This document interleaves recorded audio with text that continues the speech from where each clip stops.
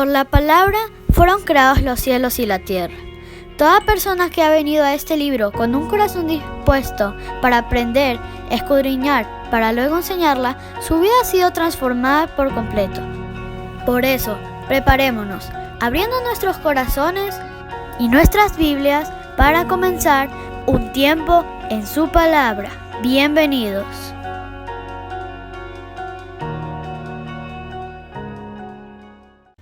Hola, ¿cómo están? Bienvenidos. Hoy vamos a empezar una serie de mensajes basados en el libro de Nehemías. Este libro siempre se lo estudia para observar el liderazgo que Dios pone a través de este hombre llamado Nehemías. Hombre que fue levantado de parte de Dios para sacar la vergüenza y la afrenta en la que Israel había caído. Ahora, para entender un poco este contexto, tenemos que ir años atrás. El pueblo de Israel en su corazón se había desviado de tal manera de Dios que el Señor permite que este reino de Israel sea partido en dos. Tanto el reino del norte con 10 tribus como el reino del sur 2 tribus. El reino del norte había inclinado su corazón hacia otros dioses y su manera de vivir y su manera de ser no hablaban de tener una relación buena con el Señor. Y de esa manera es como el Señor permite que el reino de Asiria lleve cautivo al reino del norte. Ahora, los del sur, las 2 tribus que se comprendían ahora como el reino del sur, no habían aprendido la lección de lo que sus hermanos del norte habían atravesado. Y es de esa manera en cómo en el segundo libro de los Reyes, en el último capítulo, usted puede observar cómo el Señor permite que este reino de Babilonia, en cambio, tomara cautivo a esta parte del sur o del reino del sur de Israel. Entonces aquí observamos cómo tanto el reino del norte como el reino del sur empezaron a vivir la disciplina del Señor. Ahora, cuando fue atacado el reino del sur, en ese lugar, en Jerusalén, se encontraba el templo de Salomón. Templo que fue completamente destruido. Y luego también se destruyó la ciudad, se destruyó los muros y se destruyeron las puertas. Y esto causó grande vergüenza y grande afrenta al pueblo de Israel, porque los muros de la ciudad hablaban mucho sobre la ciudad. Los muros podían llegar a ser o el orgullo de una nación o la vergüenza de una nación. Si los muros eran altos y poderosos, entonces el pueblo se sentía protegido. Pero si estaban derrumbados, se sabía que ese pueblo había sido derrotado. Y este es el contexto en el que nosotros nos encontramos. Nehemías es uno de aquellos que vive la promesa de ese retorno de Israel a su pueblo, a su tierra. Primero comienza con Esdras, y ahí es donde vamos a entrar un poquito en el contexto, porque se ven 3 retornos de Israel a su pueblo para la reconstrucción. El profeta Jeremías había dicho que eran 70 años, el Señor le muestra así 70 años que iban a estar en el cautiverio y luego de eso regresaban. Esdras empieza ese cumplimiento y retorna para reconstruir el templo. Él regresa 2 veces. Ahora, el tiempo de Nehemías es en el 3er retorno, donde ya el templo de Dios había estado reconstruido. Entonces, ahora sí, teniendo esto un poquito en mente, vamos a entrar al primer capítulo de Nehemías y vamos a estar observando un poco sobre el carácter de este hombre. Vamos a entrar entonces al primer libro de Nehemías, al libro de Nehemías, al primer capítulo en los primeros versículos, y la Biblia dice de la siguiente manera. Palabras de Nehemías, hijo de Alcalías. Aconteció en el mes de Quisleo, esto habla noviembre-diciembre, esto es interesante verlo, en el año 20, está hablando del reinado de Atarjerjes. Estando yo en Susa, nos da el lugar, capital del reino, que vino Ananí, uno de mis hermanos, con algunos varones de Judá, y les pregunté por los judíos que habían escapado y que habían quedado de la cautividad y por Jerusalén. Y esta fue la respuesta. Y me dijeron, el remanente, los que quedaron de la cautividad allí en la provincia, están en gran mal y afrenta, y el muro de Jerusalén derribado, y sus puertas quemadas a fuego. Muy bien, nos vamos a detener un momento en ese lugar. La Biblia nos enseña que Israel, bueno, el reino del sur, los que estaban en Jerusalén, se encontraban en gran mal y afrenta. Este era el reporte que él recibe de su hermano. Se entiende que estos pudieron haber sido los que regresaron con Esdras la segunda vez. Él recibe este informe y observa cómo estaban ellos en Israel. La Biblia nos va a mostrar esta gran afrenta y este gran mal, que era que no podían reconstruir todo aquello que había estado destruido, y nos muestra que era la muralla de Jerusalén y nos muestran las puertas quemadas. Como les dije hace un momento, esto hablaba mucho sobre la nación y cómo estaban, hablaba de la ciudad y cómo estaba. Si una muralla estaba destruida, significaba un pueblo derrotado. Si las puertas estaban quemadas, significaba que no había comercio. Más o menos como lo que estamos viviendo hoy en día. De verdad que comparar lo que está pasando hoy día en el 2020 no tiene precedentes. Hemos observado cómo esta pandemia no tiene límite, no tiene lugar a donde no haya llegado. No hay lugar donde no haya habido alguna víctima. Todas estas represalias económicas que hemos observado, hemos visto el petróleo por el piso, hemos observado de manera similar cómo este tiempo para Israel se está asemejando mucho a la vida que hoy nosotros estamos atravesando. Pero, ¿cuáles fueron las causas? Es la pregunta aquí. ¿Por qué este pueblo estaba atravesando? Ya habían vivido los 70 años dentro del cautiverio y estaban regresando. ¿Por qué no prosperaba esta reconstrucción? Es la pregunta. Y la palabra de Dios en el libro de Esdras nos deja ver dos cosas. Primero, en el capítulo 4 de Esdras se nos muestra cómo los enemigos de Israel no dejaban que avanzaran en su propósito de reconstrucción. Se propusieron enviar cartas a los reyes para que reciban órdenes de detenerse en su reconstrucción. Y esto intimidaba al pueblo y ellos tenían temor y dejaban de reconstruir lo que tenían que estar reconstruyendo. Pero no solamente que eran sus enemigos, sino que hay que observar por qué muchas veces los enemigos también están sobre el pueblo.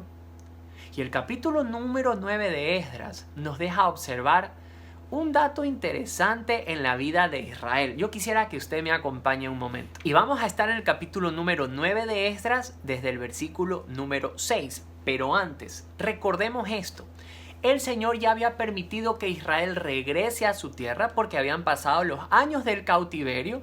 Y se entiende que cuando el pueblo de Dios entró en una disciplina, tuvieron que haber aprendido algo de su mal comportamiento. Pero como es típico de nosotros los seres humanos, se habían olvidado rápidamente de lo que Dios había querido enseñarles. El Señor en el libro de Deuteronomio les había dicho que no se unieran a las otras naciones, que esa unión iba a causar que el corazón de ellos se desviara del verdadero Dios. Y cuando caen en esta disciplina de Dios había sido porque habían cometido actos como estos.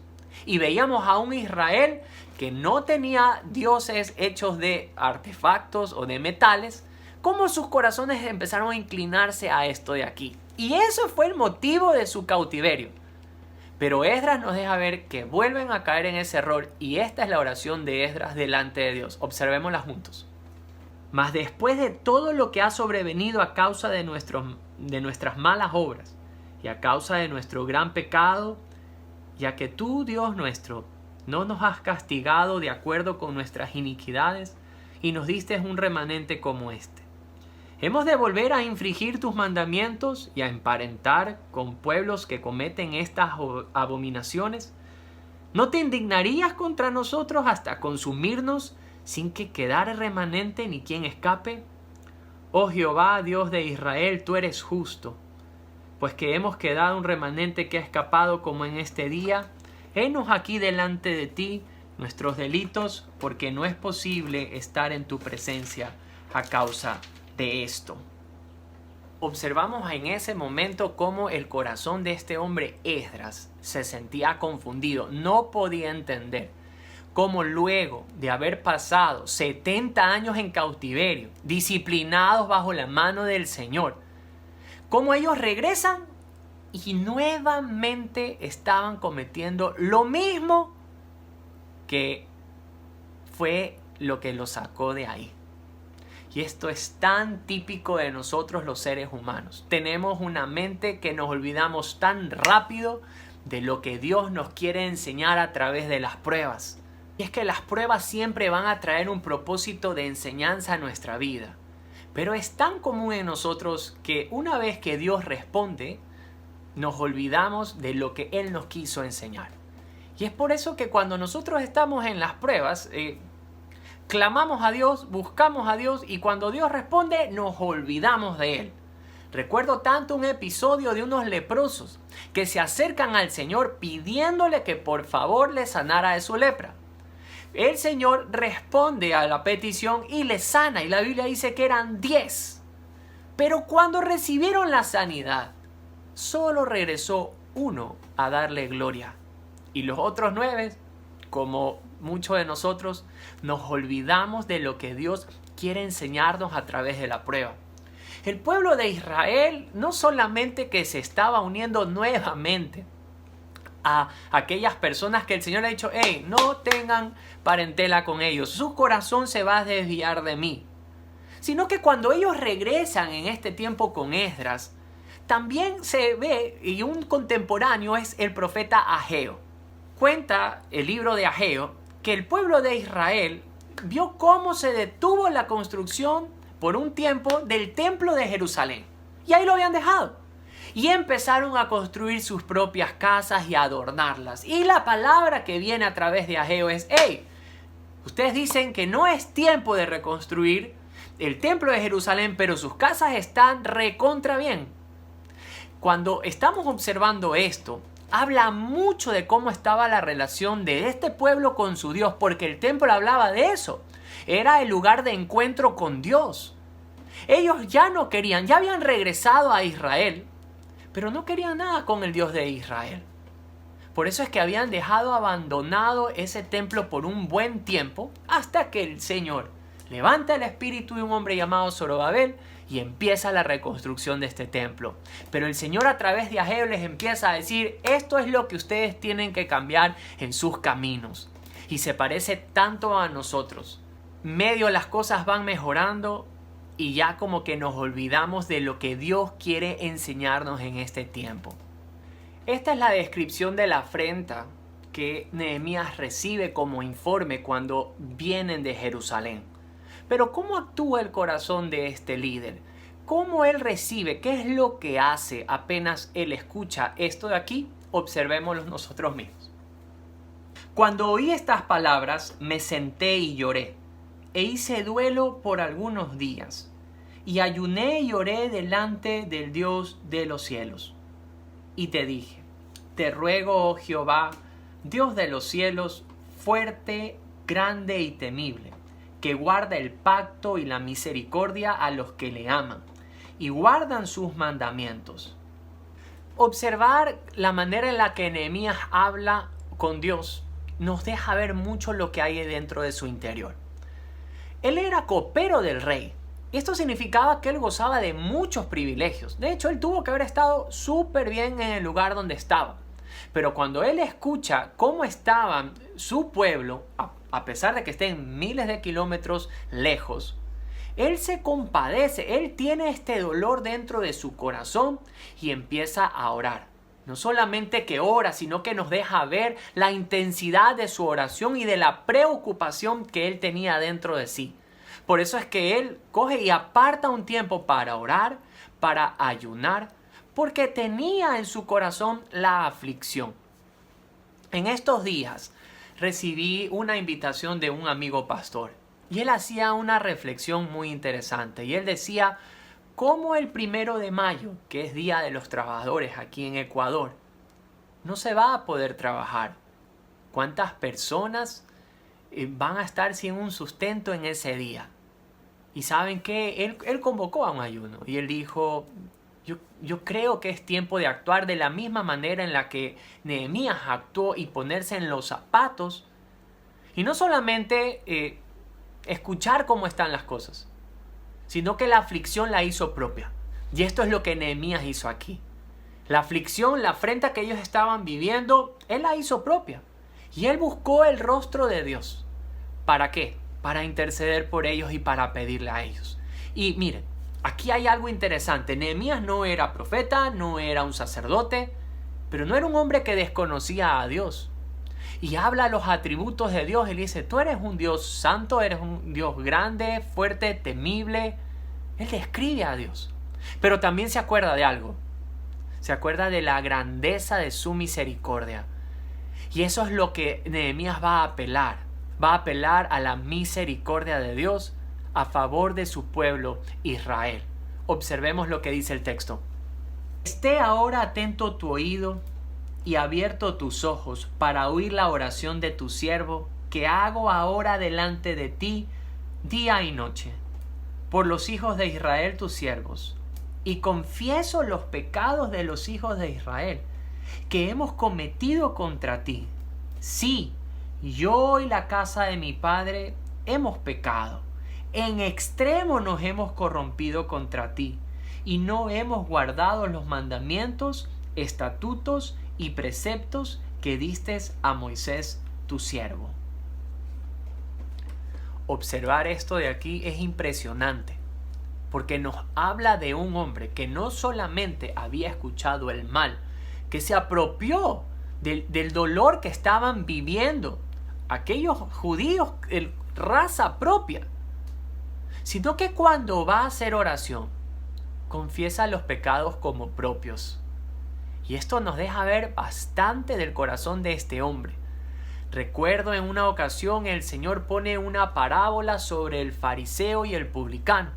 Y cómo este hombre fariseo que se creía justo cuando oraba a Dios, él decía, te doy gracias porque no soy como este. Yo doy diezmo de todo, oro, ayuno, gracias porque no soy así. Pero en cambio el otro hombre, el publicano, decía, Señor, ten compasión de mí porque yo soy pecador. Este hombre no se creyó perfecto, sino que entendió que él también tenía culpa de lo que estaban atravesando. Hoy es un tiempo de hacer esa misma reflexión. Es tan fácil apuntar a otras personas. Yo he escuchado decir comentarios tal como, ¿por qué los chinos tienen esta clase de mercados en Wuhan? Porque de allí proviene el virus.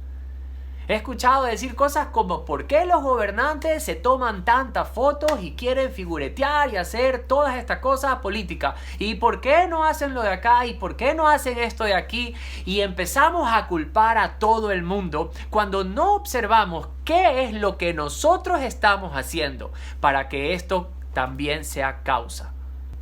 No podemos decir que Dios no está en control de esto. Y sí, esto puede hablar directamente al corazón del ser humano sin importar raza, sin importar nación. Tenemos que observar que esto ha salido del control de nuestras manos y que hay alguien encima de nosotros que tiene el control de absolutamente todo. ¿Qué es lo que Dios nos quiere hablar a través de este tiempo de pandemia, a través del COVID? ¿Será que Dios quiere que nosotros reflexionemos sobre nuestros caminos, de cómo hemos estado andando, de qué es lo que hemos estado haciendo, cómo está nuestra relación con Él? Es tan fácil apuntar a otros, pero ¿qué hay de usted? ¿Cómo está su relación con Dios? ¿Cómo están sus pensamientos? ¿Cómo está su fidelidad en casa? ¿Cómo está su trato a su cónyuge? ¿Cómo está tu pureza sexual? ¿Cómo están las palabras que salen de tu boca? No es tan fácil acusar a otros, pero es tan difícil observar nuestra propia vida.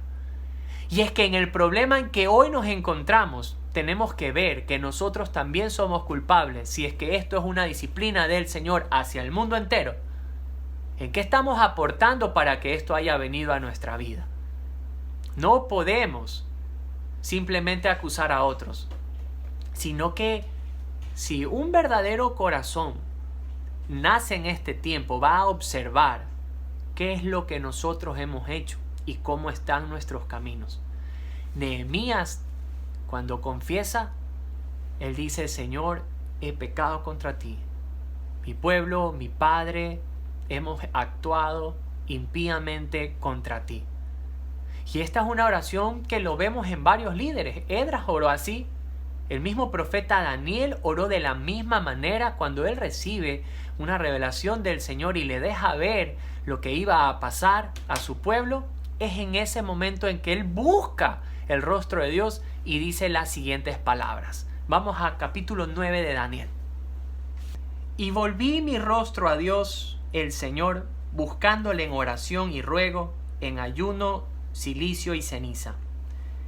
Y oré a Jehová mi Dios e hice confesión diciendo: Ahora, Señor Dios grande, digno de ser temido, que guardas el pacto y la misericordia con los que te aman y guardan tus mandamientos. Hemos pecado, hemos cometido iniquidad, hemos hecho impíamente y hemos sido rebeldes y nos hemos apartado de tus mandamientos y de tus ordenanzas. No hemos obedecido a tus siervos los profetas que en tu nombre hablaron a nuestros reyes, a nuestros príncipes, a nuestros padres y a todo el pueblo de la tierra. Y me voy a detener ahí. Esta es la oración también de Daniel. Y Nehemías se parece bastante.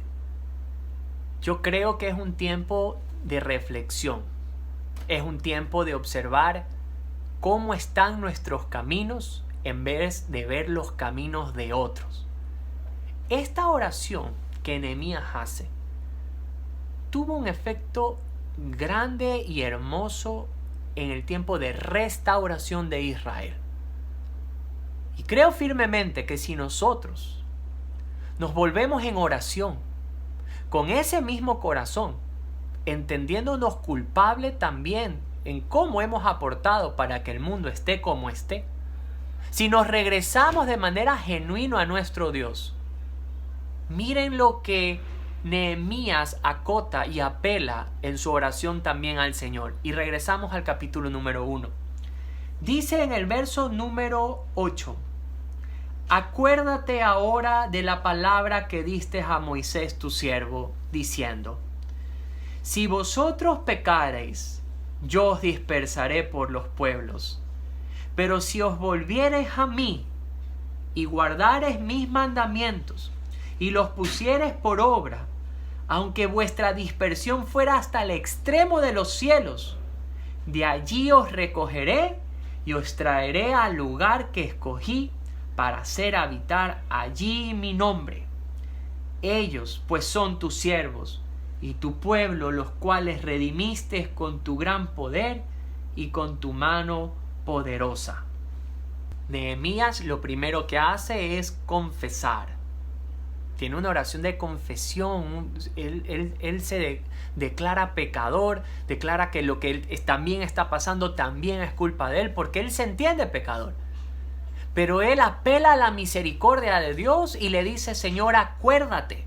Ahora, esto no es que a Dios le falle la memoria, sino es una rogativa a decir: Señor, mira lo que tu palabra dice. Tú dices de que si nosotros regresamos nuestro corazón a ti, tú regresas hacia nosotros y nos traes hacia ti. Y esto es lo que él está apelando, a la misericordia del Señor.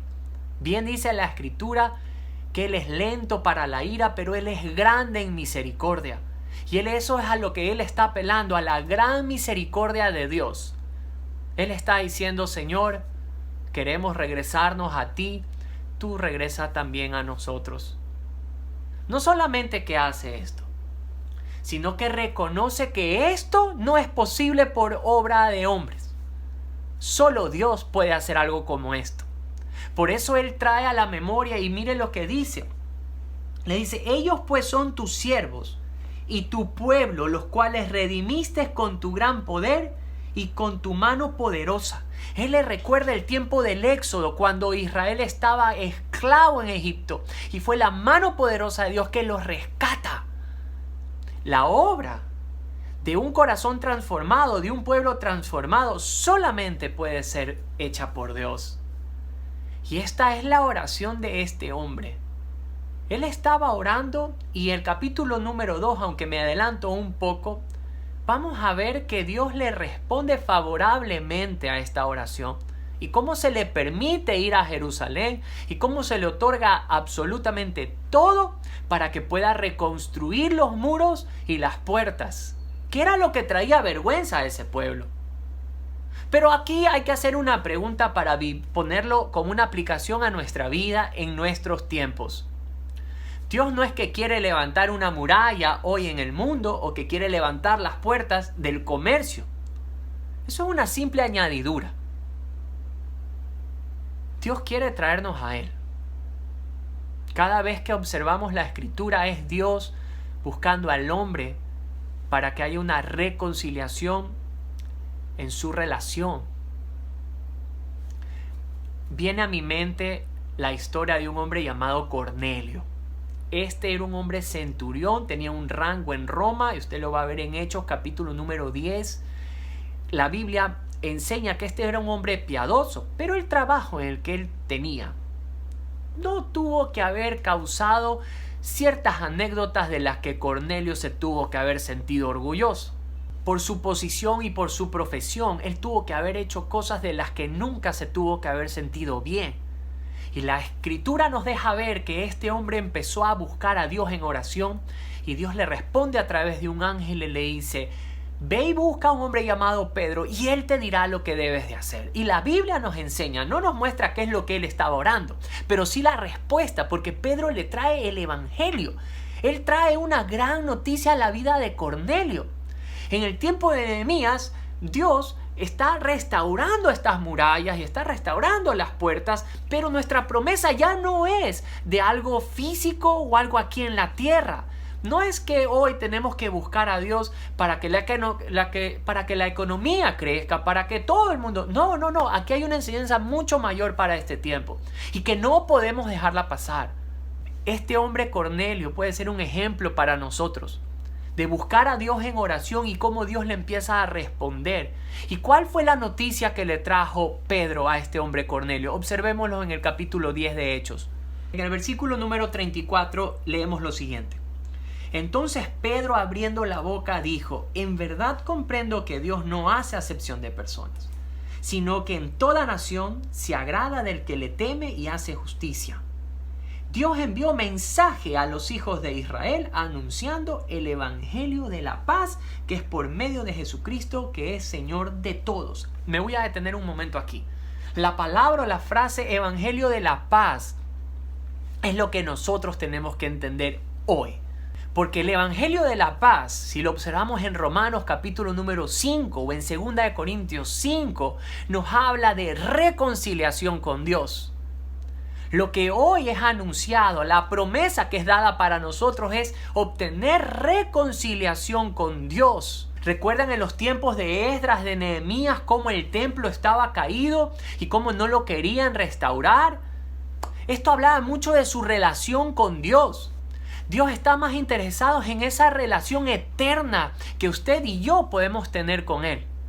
Por eso es que Pedro les dice, aquí está el evangelio de la paz. Él venía a dar una noticia de reconciliación con Dios que es por medio de Jesucristo.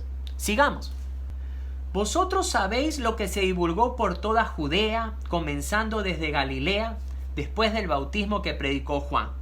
Y cómo Dios ungió con el Espíritu Santo y con el poder a Jesús de Nazaret, y cómo Éste anduvo haciendo bienes y sanando a todos los oprimidos por el diablo, porque Dios estaba con él.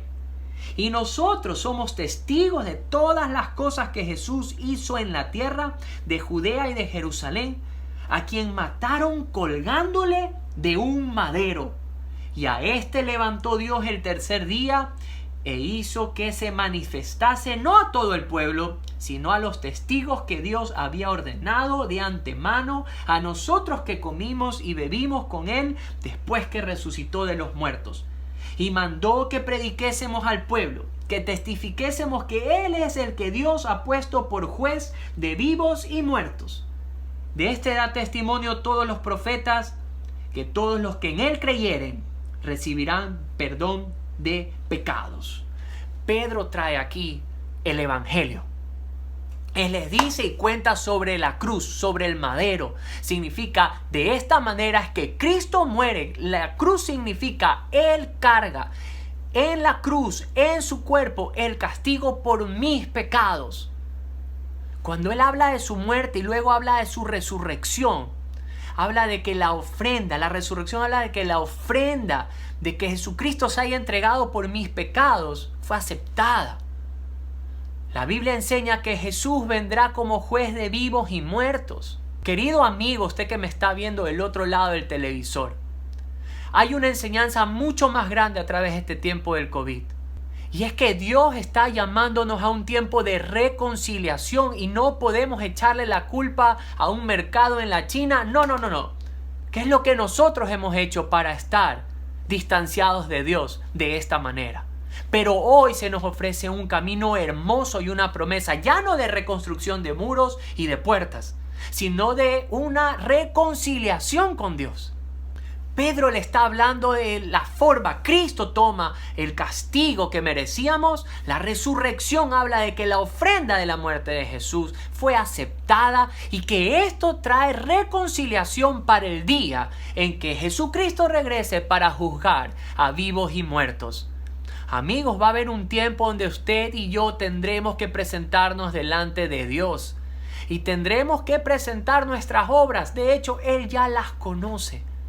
Pero ese tiempo que vamos a estar delante de Él, podemos ser justificados por lo que Él hizo por nosotros en la cruz.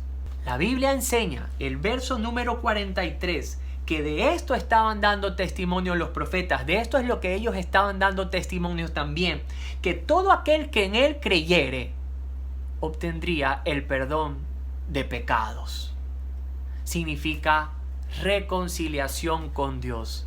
Aquí hay una mayor restauración, no de muros, no de puertas, sino de vidas, y vidas que caminan hacia una eternidad. Queridos amigos, no dejemos que este tiempo pase en vano. No vivamos como el pueblo de Israel en ese tiempo, que habiendo vivido este tiempo de disciplina de parte de Dios, fueron llevados cautivos. Cuando regresaron, se olvidaron por completo. Cuando Nehemías observa que la afrenta era que no podían avanzar, no podían prosperar en la reconstrucción, se dio cuenta de algo. ¿Qué es lo que el pueblo estaba haciendo? Y él se pone delante del Señor para pedir perdón. Eso fue lo que Cristo hizo por usted en la cruz, delante del Padre. Él se pone delante del Padre para que a nosotros nos llegue su justificación, el perdón de los pecados. Amigo, hay algo más grande que muros y puertas reconstruidas. De hecho, puede pasar el tiempo y ser que la economía mejore o que no mejore. La verdad, no lo sé. Pero hay algo que sí lo sé y tengo plena certeza. Que usted y yo, por medio de Jesucristo, podemos hallar reconciliación con Dios. Y este es un tiempo de restaurar vidas. Un tiempo de restaurar relaciones. Si usted ya conoce del Señor y sus caminos los han llevado muy lejos de Dios, venga hoy a Cristo. Si por primera vez usted escucha un mensaje como este, pero usted identifica su culpabilidad para que este mundo sea un mundo como está, entonces venga confiado a Jesús. Él dio su vida en un madero por usted. Hoy es un día de reconciliación. Yo quisiera que oremos juntos y quisiera acompañarle en una sencilla oración que me gustaría que la hagamos en este momento. Inclinemos nuestro rostro, cerremos nuestros ojos y oremos juntos. Padre, en este día te damos gracias porque hemos entendido algo, nuestra culpabilidad. Si este mundo está como está, Señor, es por la manera en la que como seres humanos, tanto colectivo como de manera personal, hemos aportado para que este mundo esté como esté. Mis actos, mis pensamientos, mis palabras me han llevado lejos de ti, pero he entendido que enviaste a tu Hijo para que Él muriera en mi lugar, para que Él tomara la paga de mi pecado la resurrección he entendido que la ofrenda fue aceptada. Y es por eso que me acerco hoy con fe, creyendo que a través de la obra de Jesucristo soy completamente justificado y perdonado de todo lo que he hecho en esta tierra. Te ruego que durante esta vida aquí me enseñes a caminar de manera que muestre yo mi agradecimiento por haber sido salvado y perdonado, para que todo lo que haga dé gloria a tu precioso nombre. Amén. Si usted ha hecho esta oración el día de hoy conmigo, quiero darle la bienvenida a la familia del Señor. Nosotros somos salvos por medio de la fe en la obra de nuestro Señor Jesucristo. Que el Señor me lo bendiga.